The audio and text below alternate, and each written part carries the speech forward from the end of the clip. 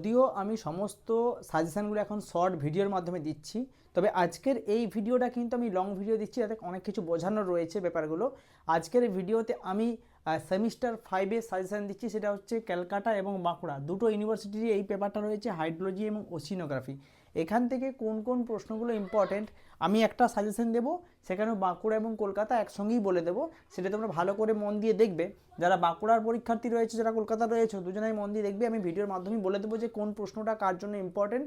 পুরো ভিডিওটা মন দিয়ে দেখো, অবশ্যই ভিডিওটা শেয়ার করতে ভুলবে না। এই সাজেশনটা ক্যালকাটা ইউনিভার্সিটির ছাত্ররা অবশ্যই তো ফলো করবেন, তার সঙ্গে বাঁকুড়া ইউনিভার্সিটিও ফলো করবে।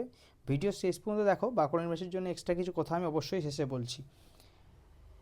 দেখো, প্রথমে দেখো ইউনিট যেটা 15 নাম্বারের জন্য, সেগুলো আমি ইউনিট ওয়াইজ বলে দিচ্ছি যে ইউনিট থেকে আসতে পারে সম্ভাবনা বেশি। সিস্টেম অ্যাপ্রোচ ইন হাইড্রোলজি, ভালো করে পড়বে এই টপিকটা। Global hydrological cycle, it's physical and biological role, এটা একটা টপিক। Drainage basin as a hydrological unit, important টপিক। Physical and chemical properties of ocean water, খুবই ইম্পর্টেন্ট। এবং লাস্ট অফ অল হচ্ছে ওশিয়ান টেম্পারেচার অ্যান্ড স্যালিনিটি। এই 5টা টপিক দিলাম, এই টপিকের ওপর 15 নম্বরের প্রশ্ন খুবই ইম্পর্টেন্ট। চলে আসি 5 নম্বরের জন্য।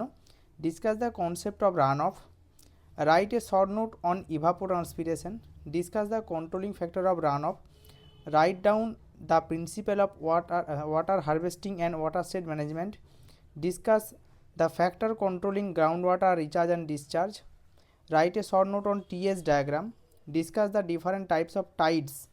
তারপর রয়েছে discuss briefly about run off cycle, classification of ground water. হলো, এরপর চলে আসি পরেরগুলো।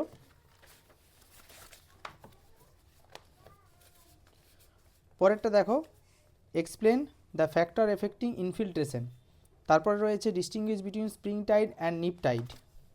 তারপরে রয়েছে write a short note on watershed management, discuss the types of sea level change, discuss the causes of sea level change, discuss the classification of marine resource, discuss the sustainable utilization of marine resource, discuss the issue related to pollution of ocean, distinguish between infiltration and evapotranspiration, discuss about water mass, discuss about evidence of sea level change।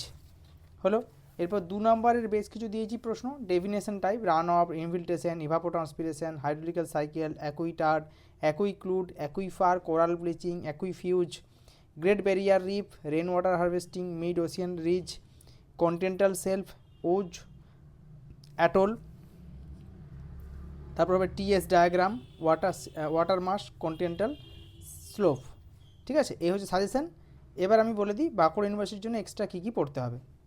Bankura university থেকে তোমরা যেগুলো extra পড়বে, এই জায়গাটা theory of origin, progressive wave theory, stationary wave theory, এই দুটো ভালো করে পড়বে। একই সঙ্গে major relief features of the ocean floor, এইটাও 10 মার্কসের জন্য ইম্পর্টেন্ট, এটা ভালো করে পড়বে।